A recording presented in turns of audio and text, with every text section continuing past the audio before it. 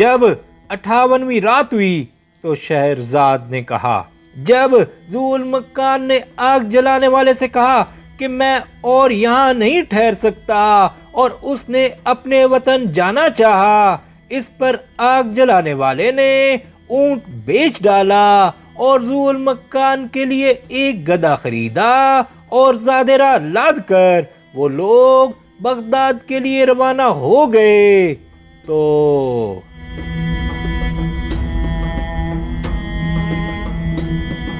ادھر جب اس کی بہن نزہت الزما اپنے سر پر کپڑا لپیٹ کر کوٹھڑی سے نکلی تاکہ کہیں نوکری کر کے اپنے بھائی کے لیے تلا ہوا گوشت لے آئے، لیکن اسے معلوم نہ تھا کہ کہاں جائے۔ وہ اسی طرح چلی جا رہی تھی کہ اسے ایک بدو شیخ جس کے ساتھ 5 اور بدو تھے نظر آیا۔ جب شیخ کی نظر نزہت الزما پر پڑی تو اس نے دیکھا کہ وہ حسین و جمیل لیکن ایک پھٹی ہوئی عبا پہنے اور خستہ حال ہے۔ اب اس نے اپنے دل میں کہا کہ میں اسے ضرور لے جاؤں گا۔ یہ کہہ کر وہ آہستہ آہستہ اس کے پیچھے چلنے لگا، یہاں تک کہ وہ ایک تنگلی میں اس کے آگے آیا اور اسے آواز دی کہ بیٹی تو کنیز ہے یا آزاد۔ جب نزہت الزما نے اس کی باتیں سنی تو اس نے نظر اٹھا کر اس کی طرف دیکھا اور کہنے لگی کہ تجھے تیرے سر کی قسم میرے غم کو تازہ مت کر۔ اس نے کہا کہ خدا نے مجھے 6 بیٹیاں عطا کی تھیں جن میں سے 5 فوت ہو چکی ہیں اور ایک جو سب سے چھوٹی ہے باقی ہے، اس لیے میں چاہتا ہوں کہ تجھے لے جا کر اس کے ساتھ رکھوں تاکہ اس کا دل بہلے اور تیری وجہ سے بہنوں کی جدائی کا غم دور ہو۔ اگر تیرے آگے پیچھے کوئی نہیں تو میں تجھے انہی کی طرح اپنی اولاد بنا کر رکھوں گا۔ جب نزہت الزما نے اس کی باتیں سنی تو اس نے شرم سے اپنا سر نیچا کر لیا اور کہنے لگی کہ چچا میں ایک پردیسی غریب زادی ہوں اور میرا ایک بھائی ہے جو بیمار ہے، تیری بیٹی کے پاس میں ایک شرط سے چل سکتی ہوں کہ دن بھر اس کے ساتھ رہوں اور رات کو اپنے بھائی کے پاس چلی جاؤں۔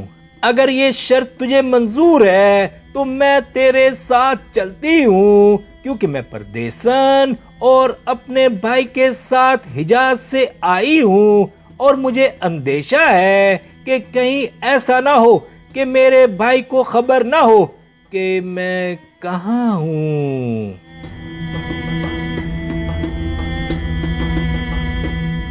جب بدو نے اس کی باتیں سنی تو اپنے دل میں کہنے لگا کہ خدا کی قسم اب میرا مطلب بر آیا، اور اس سے کہنے لگا کہ میرا بھی یہی مقصد ہے کہ تو دن بھر میری بیٹی کے ساتھ رہے اور شام ہوتے ہی اپنے بھائی کے پاس چلی جائے، اور اگر تو چاہے تو اپنے بھائی کو بھی ہمارے یہاں لے آئیو۔ بدو اسی طرح اس سے میٹھی میٹھی باتیں کر کے اس کو پھسلاتا رہا، یہاں تک کہ اس کا دل پسیج گیا اور اس نے نوکری کی حامی بھر لی۔ بدو آگے آگے چلا اور لڑکی پیچھے پیچھے ہو لی۔ اب اس نے اپنے ساتھیوں کو اشارہ کیا اور انہوں نے آگے پہنچ کر اونٹوں کو تیار کیا اور ان کے اوپر سامان لادا اور کھانا پینا رکھا کہ جو ہی شیخ وہاں پہنچے تو وہ اونٹوں کو لے کر روانہ ہو جائیں۔ یہ بدو حرامزادہ، ڈاکو، دھوکے باز، چور، مکار اور دغا باز تھا، نہ اس کے لڑکی تھی نہ لڑکا۔ وہ محض اس راستے سے گزر رہا تھا کہ اتفاق سے نزہت الزما سے اس کا آمنا سامنا ہو گیا۔ بدو نے اس کو باتوں میں لگائے رکھا یہاں تک کہ وہ بیت المقدس کے باہر آ گیا اور اپنے ساتھیوں کے پاس پہنچا اور دیکھا کہ انہوں نے اونٹ تیار کر رکھے ہیں۔ اب بدو ایک اونٹ پر سوار ہو گیا اور لڑکی کو اپنے پیچھے بٹھا لیا اور وہ رات بھر چلتے رہے۔ اب نزہت الزما کو معلوم ہوا کہ اس کی باتیں محض دغا بازی تھیں اور اس نے اسے دھوکہ دیا تھا۔ وہ ساری رات روتی پیٹتی رہی اور انہوں نے پہاڑ کا راستہ لیا کہ کہیں کوئی ان کو دیکھ نہ لے۔ صبح کے قریب وہ اونٹوں سے اترے اور بدو شیخ نے نزہت الزما کے پاس آ کر کہا کہ اے لڑکی، یہ رونا پیٹنا کیسا؟ اے شہری نجاست، اگر تو نے رونا بند نہ کیا تو میں مارتے مارتے تیرا کچلا کر دوں گا۔ جب نزہت الزما نے اس کی باتیں سنی تو اس کی زندگی اجیرن ہو گئی اور وہ موت کی تمنا کرنے لگی اور بدو کی طرف متوجہ ہو کر کہنے لگی کہ اے منحوس بڈھے اور اے جہنمی کھوسٹ، میں نے تیرے اوپر بھروسہ کیا اور تو نے میرے ساتھ دغا بازی کی اور اب تو مجھے تکلیف دینا چاہتا ہے۔ جب بدو نے یہ باتیں سنی تو کہنے لگا کہ اے پتریا، تیری یہ ہمت ہو گئی کہ تو مجھے لوٹ کر جواب دیتی ہے، اور کوڑا لے کر اٹھ کھڑا ہوا اور اسے مارنے لگا اور کہا کہ اگر تو چپ نہ ہوگی تو میں تجھے مار ڈالوں گا۔ لڑکی چپ ہو گئی اور اپنے بھائی اور گزشتہ عیش و عشرت کو یاد کرنے اور اندر ہی اندر رونے لگی۔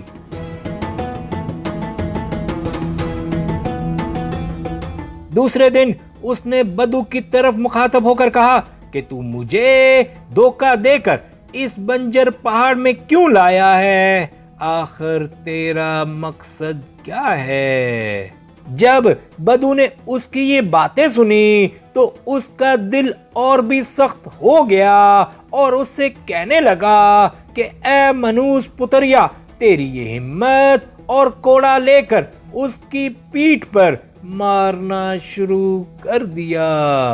اب وہ اس کے پاؤں پر گر پڑی اور معافی مانگنے لگی۔ اس پر اس نے ہاتھ روک لیا لیکن برا بھلا کہتا رہا اور کہنے لگا کہ مجھے اپنے امامے کی قسم، اگر میں نے تجھے روتا دیکھا یا سنا تو میں تیری زبان کاٹ کر تیرے ہاتھ میں دے دوں گا۔ یہ سن کر وہ چپ ہو گئی اور کوئی جواب نہ دیا۔ مار سے اسے تکلیف ہو رہی تھی اور وہ ایک طرف ہو کر بیٹھ گئی اور اسے اپنے بھائی اور اس کی بیماری اور تنہائی اور غربت یاد آ رہی تھی اور وہ اندر ہی اندر روتی جاتی تھی۔ یہ دیکھ کر بدو اس کے پاس آیا اور اسے دلاسا دیا اور اس کے ساتھ ہمدردی کی اور جو کی ایک ٹکیا نکال کر اسے دی اور کہنے لگا کہ مجھے یہ پسند نہیں کہ غصے کے وقت کوئی مجھے لوٹ کر جواب دے، تو پھر ایسی باتیں نہ کیجیو۔ میں چاہتا ہوں کہ تجھے دوسرے شخص کے ہاتھ بیچ ڈالوں جو میری طرح بھلا مانس ہو اور وہ میری ہی طرح تجھ سے بھلائی کرے۔ لڑکی نے کہا کہ جو کچھ تو کرے ٹھیک ہے۔ جب آدھی رات ہوئی تو بدو نے اپنے ساتھیوں کو حکم دیا کہ کوچ کرو اور انہوں نے اونٹ لادے اور بدو ایک اونٹ پر سوار ہو گیا اور نزہت الزما کو اپنے پیچھے بٹھا لیا اور چل دیا۔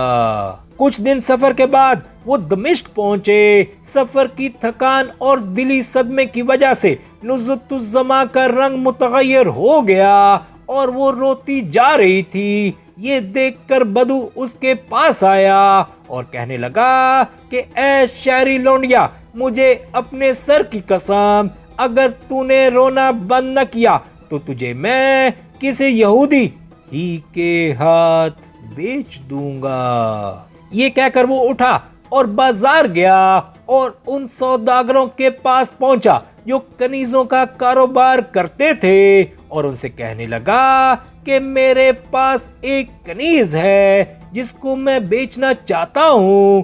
اس کا بھائی بیمار ہے اور میں نے اسے بیت المقدس میں اپنے گھر بھیج دیا ہے تاکہ اس کا علاج ہو اور وہ اچھا ہو جائے۔ جب سے اس کا بھائی بیمار پڑا ہے وہ روتی ہے اور بھائی کی جدائی اس کے لیے تکلیف دہ ہے، اس لیے میں چاہتا ہوں کہ جو شخص اسے خریدنا چاہے اس کے ساتھ نرمی سے گفتگو کرے۔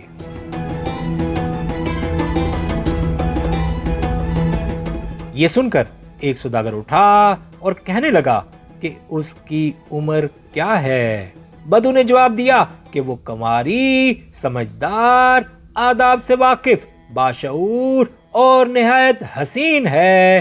جب سے میں نے اس کے بھائی کو بیت المقدس بھیجا ہے، لڑکی کا دل اس میں لگا رہتا ہے اور اس کا چہرہ متغیر ہو گیا ہے۔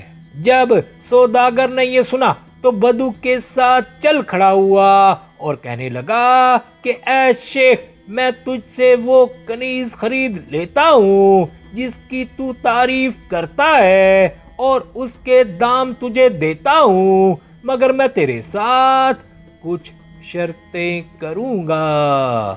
بدو نے کہا کہ اگر تو چاہے تو والی کے پاس چل کر جو شرطیں چاہے میرے ساتھ کر لے۔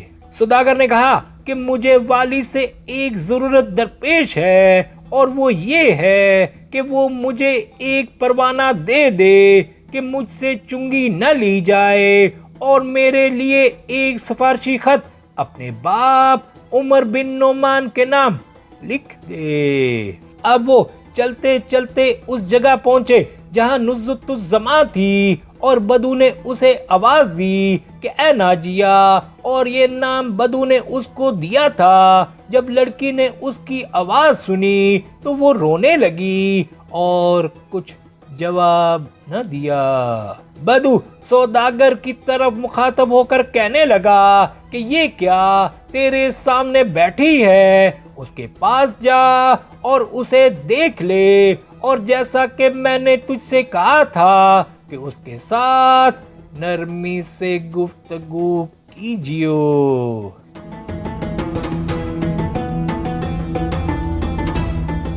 جب سوداگر نے اسے دیکھا کہ وہ حسن و جمال میں لاجواب ہے، اور وہ اپنے دل میں کہنے لگا کہ اگر وہ ایسی نکلی جیسا کہ مجھ سے بیان کیا گیا ہے تو اس کے ذریعے سے جو کچھ میں والی سے چاہوں گا مجھے مل جائے گا۔ اب سوداگر نے لڑکی کو سلام کیا اور پوچھا کہ اے بیٹی، تیرا مزاج کیسا ہے؟ یہ سن کر لڑکی اس کی طرف متوجہ ہوئی اور اپنے دل میں کہنے لگی کہ شاید یہی مجھے خریدنے آیا ہے۔ اگر میں اس سے انکار کروں گی تو پھر اسی ظالم کی بندی میں رہوں گی اور وہ مجھے مارتے مارتے مار ڈالے گا۔ بہرحال اس شخص سے اس کمینے بدو کی نسبت بھلائی کی امید ہو سکتی ہے، لہٰذا مجھے چاہیے کہ اسے اچھا جواب دوں۔ اب اس نے سوداگر کی طرف دیکھا اور نہایت میٹھی آواز سے سلام کا جواب دیا اور کہا کہ اگر میرا حال تجھے معلوم ہو جائے تو اسے سوائے اپنے دشمنوں کے کسی اور کے لیے نہ چاہے گا۔ یہ کہہ کر وہ چپ ہو گئی۔ جب سوداگر نے اس کی باتیں سنی تو بدو کی طرف مخاطب ہو کر کہنے لگا کہ اس کی قیمت کیا ہے، کیونکہ یہ واقعی عالی شان ہے۔ اس پر بدو کو غصہ آ گیا اور وہ کہنے لگا کہ ایسی باتیں کر کے تو لڑکی کو خراب کر دے گا۔ تو نے یہ کیوں کہا کہ یہ عالی شان ہے؟ یہ تو کنیزوں کی میل اور لوگوں کا کوڑا کرکٹ ہے، اسے تیرے ہاتھ ہرگز نہ بیچوں گا۔ جب سوداگر نے بدو کی باتیں سنی تو وہ سمجھ گیا کہ یہ شخص کم عقل ہے اور کہنے لگا کہ ناراض مت ہو، میں باوجود ان تمام عیبوں کے جو تو نے بیان کیے ہیں اسے خرید لوں گا۔ بدو نے کہا کہ اس کی کتنی قیمت دے گا؟ سوداگر نے کہا کہ بیٹے کا نام باپ رکھتا ہے، مانگ، تو کیا مانگتا ہے؟ بدو نے کہا کہ تو ہی کہہ۔ سوداگر نے اپنے دل میں کہا کہ واللہ میں اس کی قیمت مقرر نہیں کر سکتا، کیونکہ یہ حکمت کی باتیں کرتی ہے اور اگر اسے لکھنا پڑھنا بھی آتا ہو تو اس کے خریدار کے لیے یہ پوری نعمت ہے، لیکن یہ بدو اس کی قیمت سے بے خبر ہے۔ اب شہرزاد کو سبوتی دکھائی دی اور اس نے یہ کہانی بند کر دی۔